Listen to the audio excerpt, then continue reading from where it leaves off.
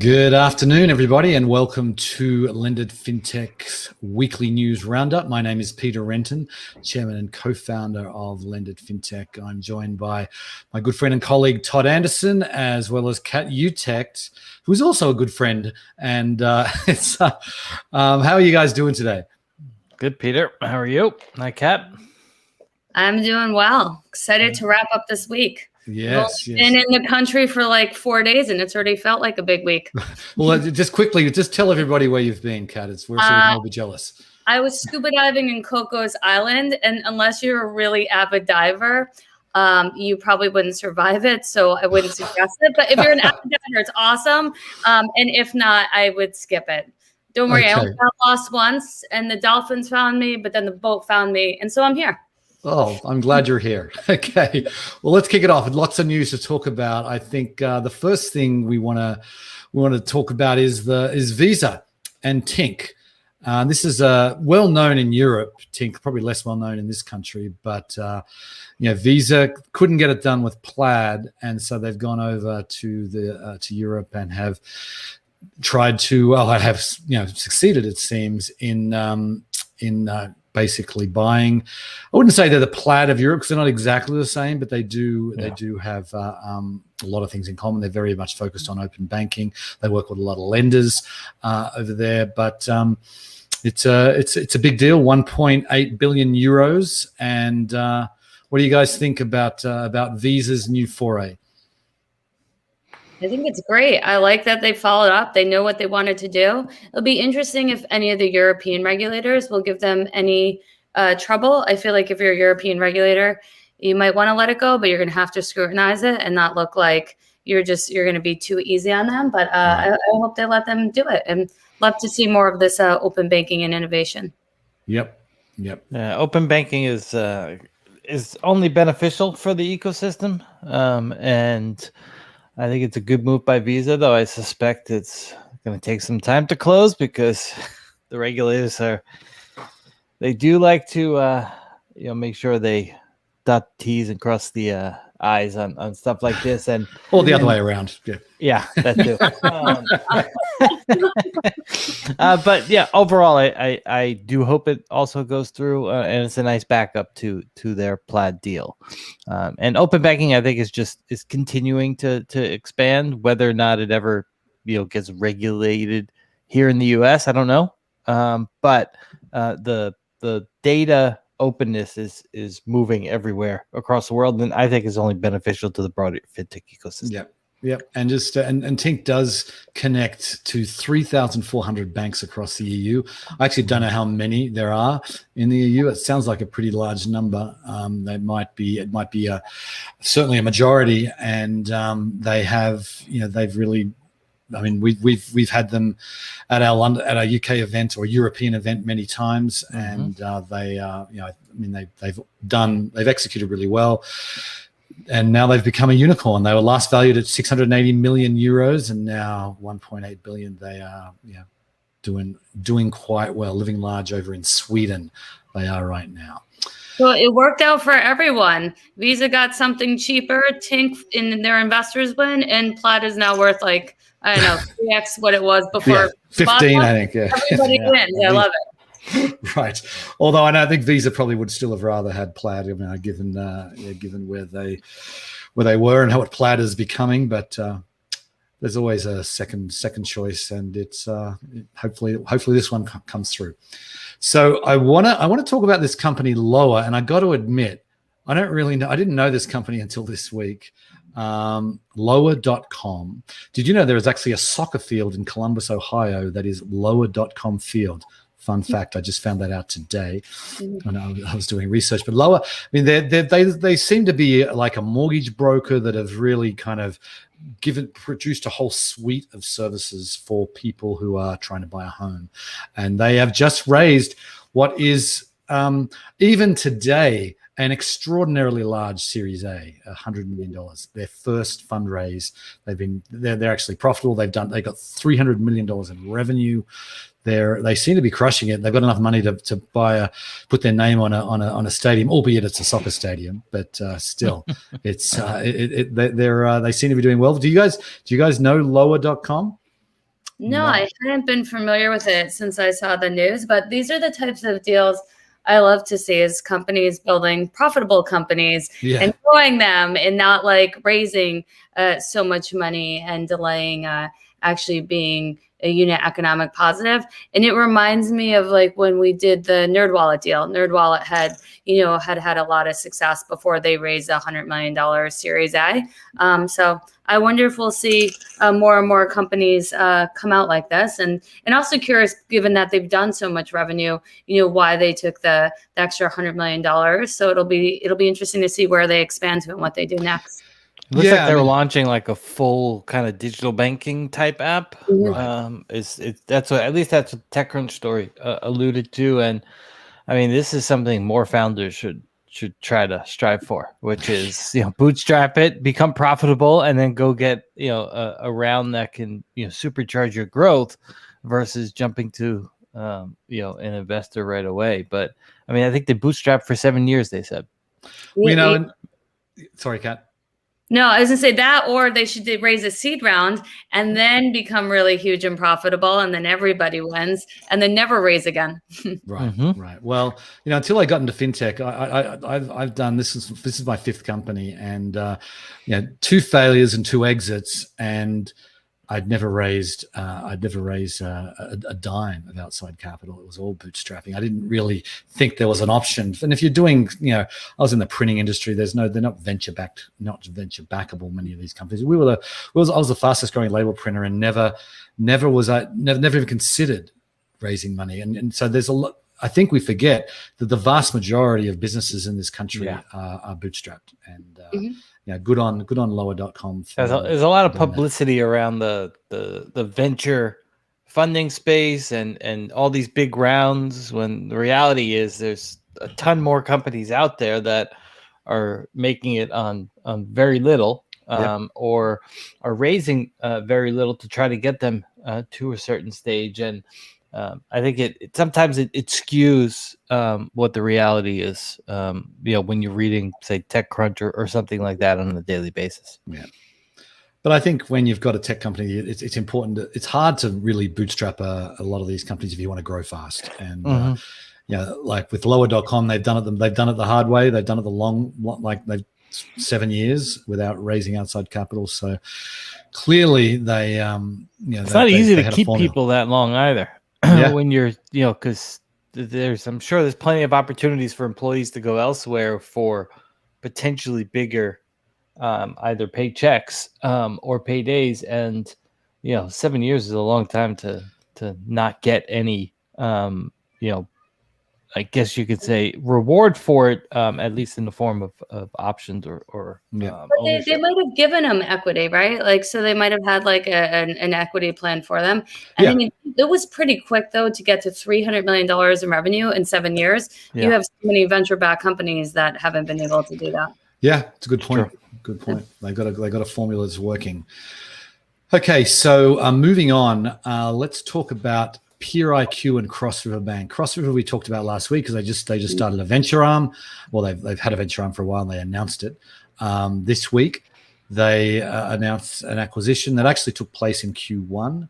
PeerIQ, our good friend Ram Ahluwalia, who we've known for many, many years. He's been a good friend of LendIt's, and obviously the Cross River guys. They've been around from day one. In this space, and I think it's good to see. I mean, they've had a partnership for a few years now.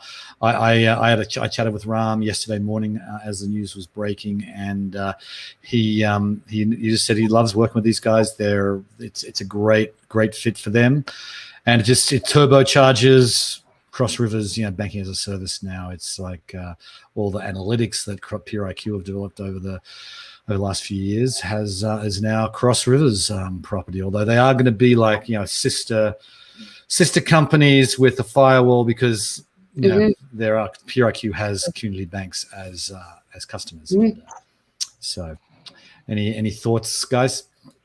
I'm excited for Ram. I watched him since the very beginning build this. I think everyone in the community really knows and likes him. And I think Cross River has an extremely bright future ahead. So I think it's a great combo. The only thing, it's what you pointed out, is I was wondering how he was going to keep some of his customers, because Cross River is competitive with some of them, but keeping the firewall in place makes sense. And so I think it's a big win for PRIQ and for Cross River. Congrats, Ram. Yes, well done, Ram. Cross River is quickly becoming not listening to us. That's the hope. I'm going to make sure he does. I'm going to send him, because he's been a guest on our news show as well. So make sure that he listens to this one. Cross River is certainly becoming more and more the center of many fintech of the ecosystem. The venture arm, they have their they already are working with so many various fintech firms for either the lending or their charter, and now you have PRIQ acquisition. I'm sure more news is coming down the line. Yeah. Yep, and Ram did say when we were chatting, and I think I can say this, he did say that he contacted every one of his bank customers and told them about the deal before it closed, and that he got the go ahead with everyone. So his customers are comfortable on with going ahead with this. Okay, moving on. We have to talk about central bank digital currencies. It's becoming one of my favorite topics. I feel like it's just so exciting what's happening, and we're really seeing the birth of a completely new form of money in many ways, and it hasn't really happened yet. I think we've got the Bahamas, I think, has one, and the sand dollar. The sand dollar, exactly. But the Bank for International Settlements, which is really the central bank for central banks, is how they describe themselves. They said there's 56 central banks right now looking at CBDCs. I can't imagine that there should be 156. I would have thought, but anyway, that's what's happening right now. They're basically saying it was an interesting idea. This is a defensive play, is what they're saying, is that without CBDCs, you're going to basically cede the space to the tech companies. We see what Diem is doing, which has sort of been Facebook's baby. And they said digital currency is going to happen, whether central banks issue them or not, and they should be. They need to. They're going to threaten their sovereignty in some ways if they do it. So they need to do it, and they need to do it reasonably soon, is what they say. Yeah, it's interesting news. I think it's a step in the right direction. I think one of the most interesting things to me is watching, though, like El Salvador. I think you might have seen, and maybe you covered this. I'm not sure if it was last week's news, but declaring Bitcoin their official currency, which there's a lot of reasons why I think if I was a country, I would rather have my own, digital currency versus like use something that's on a highly volatile on a global scale.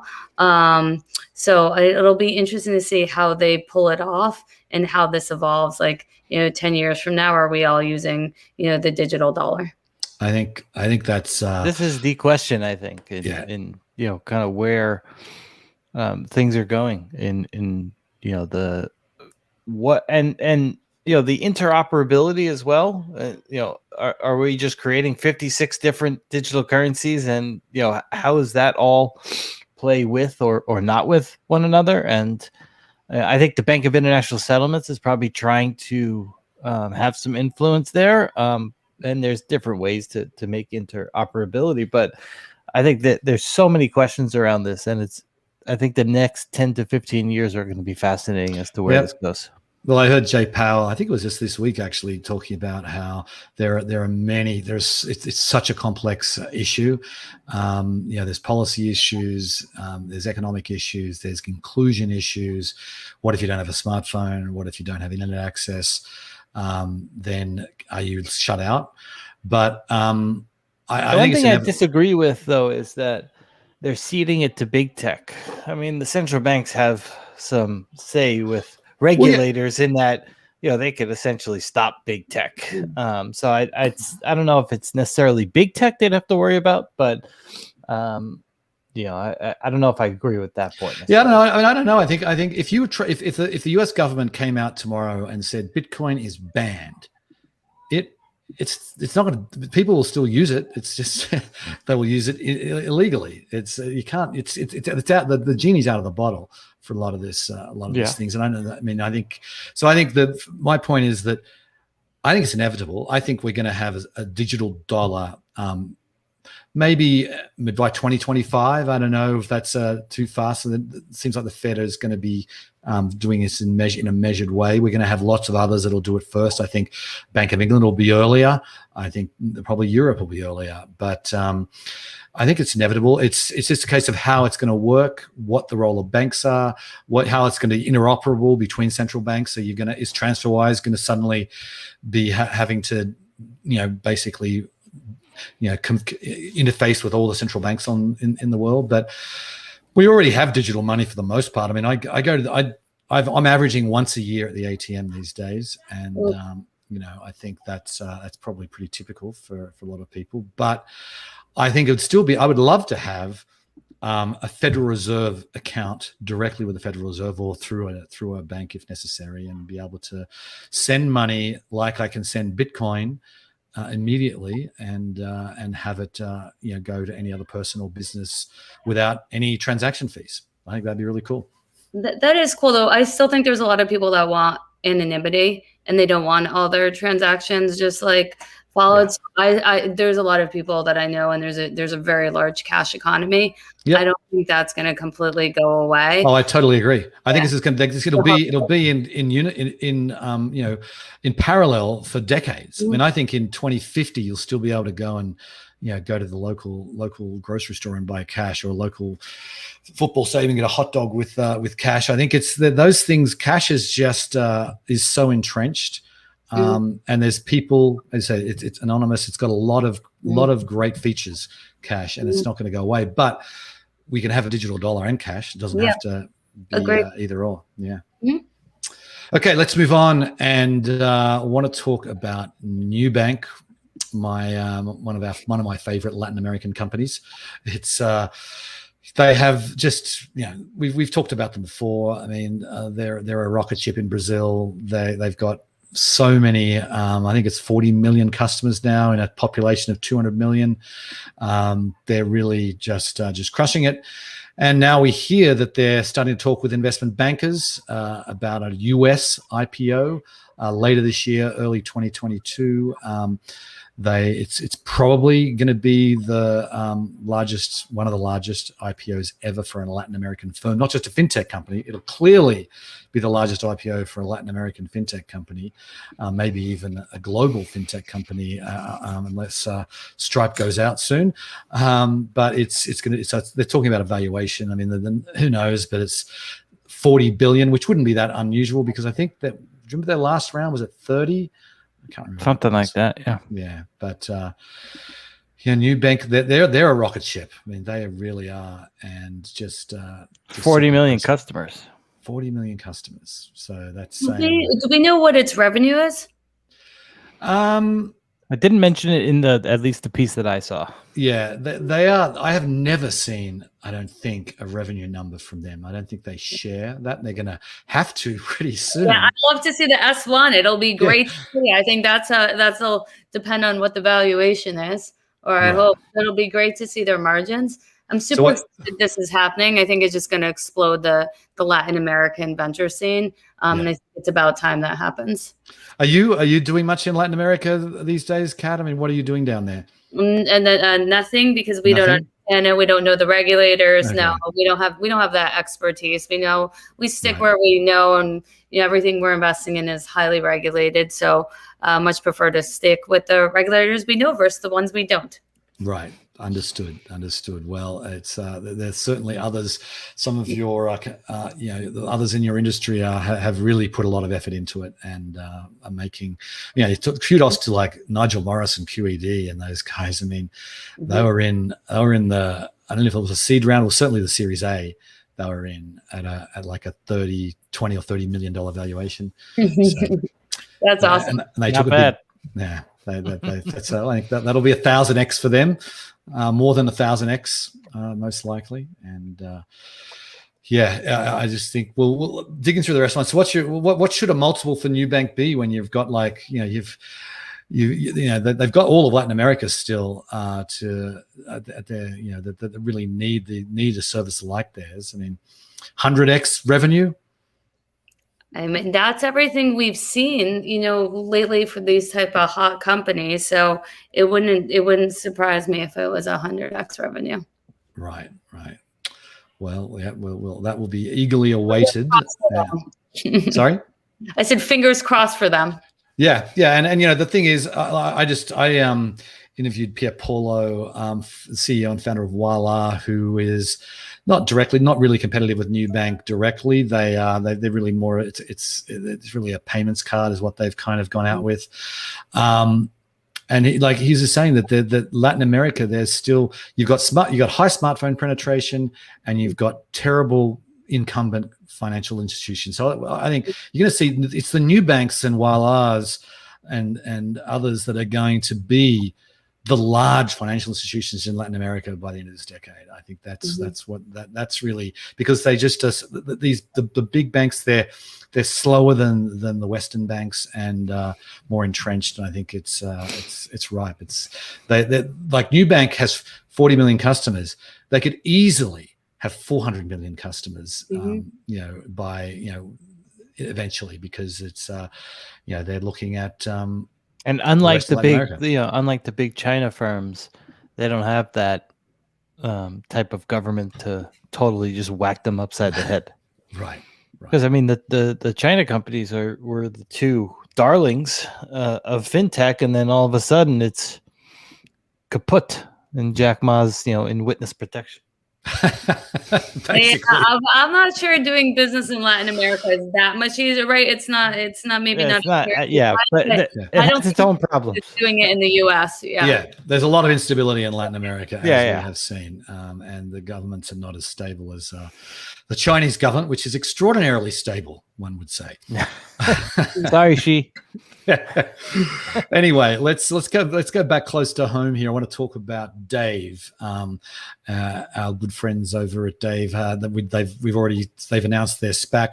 Really interesting piece in American Banker this week, talking about they now hit 10 million users, which is pretty impressive in 4 years. We know their revenue numbers because they got a SPAC in. They got the Victory Park SPAC is they're merging with them, and valuations $4 billion, $122 million in revenue. So that's that's less than 40x revenue, but and they've really built their business. And this is one of the reasons why I really like Dave, and I've talked to Jason Milk several times and the team there, because they were really the first ones to say overdrafts suck. It's a horrible product. We need to do something about it. And I think that probably more than any other company, they have really made an impact on the overdraft scene, because that's sort of been their sort of go to market, and others have copied them. But Dave, I think, has really done the US a great service by bringing overdrafts into the forefront. So what do you guys think? Their original tagline was Dave outsmart overdrafts. Yeah, that's right. And their impact on the broader banking system, I think, is even bigger than their current numbers, which is overdrafts are, it's not all them, but they have a big impact on that, are essentially on their way to going away, or at least changing from the structure that they've currently been in, which is onerous, and $35 per overdraft is crazy. So I think their impact more broadly is a bigger kudos to them versus just their growth, which is certainly impressive, and I think they're the second biggest compared to Chime. Yeah, and I think you have the Dave, the Earnings, the Bridgets of the world. They all started around the similar time. It's interesting to watch like LA Bank get rid of overdrafts, and I think you're going to see. We've seen some other banks get rid of overdrafts. It'd be interesting if everyone starts getting rid of it. Obviously, it would be a huge win for consumers. So, fingers crossed. And then Well, I think it's inevitable. I think it's inevitable because Dave's just found 10 million users who are sick of overdrafts. I mean, I think they may not get rid of it. The demand, like they will lose those the customers that overdraft are just going to go away. They're going to say, right, screw you. I'm going to China. I'm going to Dave. I'm going to SoFi. None of these companies charge overdraft fees. And I think it's didn't Ron Shevlin, like I think it was a week or two ago, say once Chase does it, it's He said once Chase does it, but Chase, they have more revenue from overdrafts than anybody, but as a percentage of their total revenue, it's nowhere near. They're nowhere near the total. I don't think they really care if they lose these type of customers. I think one of the reasons they have the fees that they do is because it's not like a customer that they actually want. Right. Yeah. That's true too. Yeah. Good point. So moving along, there was some interesting story in Forbes about Blend Labs. They're going public as well, but there's this Elon Musk type pay deal that Nima Gamsari, who we like and we know and like, and he's if he hits all of the stock price targets that have been laid out for him, he will have a $10.9 billion net payday, because a lot of these are options, and they are once he does, he has to hold the stock for 2 years, but if he exercises everything, $10.9 billion. And that's I mean, who knows? Like no one thought when Elon Musk's package came out, he's never going to hit any of those. It just is so incredibly difficult, and he's hit them. I don't know if he's hit all of them yet, but he's hit many of them, and maybe Blend will as well. We're going to have Fintech's going to have their own Elon Musk. What do you guys think? I get Elon Musk is kind of fintech, right? Started PayPal. He's got his roots in fintech. But I think it's great. Pay for performance. That's what we should be doing. Yeah. It incentivizes them. I mean, it's better than just handing over $10 billion. And it does have a 15-year time horizon, so he's going to have to stick around to do it. But anyway, I want to close on Bitcoin and China, because we've seen a lot of things happening over there, and China's cracking down on mining. And I know that we've got, I say 90% of China's Bitcoin mining capacity is estimated to be closed. And that was where I would say the majority of mining was happening, right? So it's this is a good thing for the rest of the world, right? I don't know. The rest of the world, I think it explains why we've seen a lot of the crypto prices come crashing down. It's not just that, right? It's whether it's in the US, China, anywhere, it's the lack of clarity on what governments will do. I agree with what you said before. Even if the US said, hey, we're banning Bitcoin or all crypto and you can't use it, there's still people who will use it, but it'll hurt the market, I think. Overall, I think what would be best for the crypto markets is if the government just said, hey, here's the rules you need to play in. And then I think people will figure out there's some regulatory arbitrage, or will be able to figure out playing within those rules. So I think, blanket no's or not having clarity, it just really hurts the ecosystem overall. Yeah, you're right. At this point, I don't know why they keep on delaying it. Like Peter said earlier, I mean, the genie's out of the bottle already. It's not like digital currencies are going away.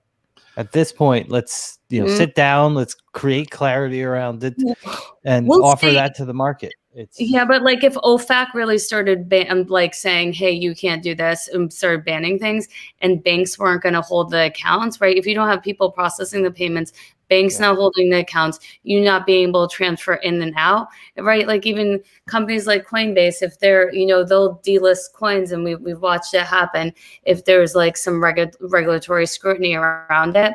So I think it could really could severely limit the ecosystem if the governments kind of came with that approach. So I don't think it's beyond. I think it'll keep it a very, very small market. It might still exist if all the countries said no. Yeah, but the question is though, because I think the thing about China is that they want to they like to have control. The government likes to have control. They want to really put the focus on their own digital currency, and they don't really want Bitcoin doing it. But Bitcoin can survive without China? Wouldn't you say, Kat? Yeah, it can. Yeah, 65 to 75% of Bitcoin mining is in China. Right. Well, that was in China. Yeah, it was. Well, it may who knows? Happy now, right? Not as much competition. Right, and it also gives the point. Like, I think, the way I look at it too, Bitcoin mining really has gotten a lot of bad flack for. Obviously, it's highly energy intensive, but if we really need to focus. I think there's a lot more awareness now around where the energy is coming from. That's for these.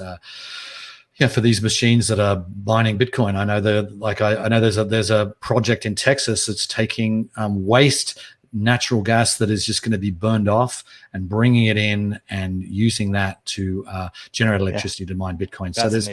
So there's I think we could well get to a place where Bitcoin mining is environmentally friendly, and it's going to take a while. But I think getting it out of China, I don't know. I mean, I feel like there's going to be countries in the world that don't care about it. But I think I would like to see the Bitcoin mining happening in countries that have a very strong green energy infrastructure, and that's not China as of right now.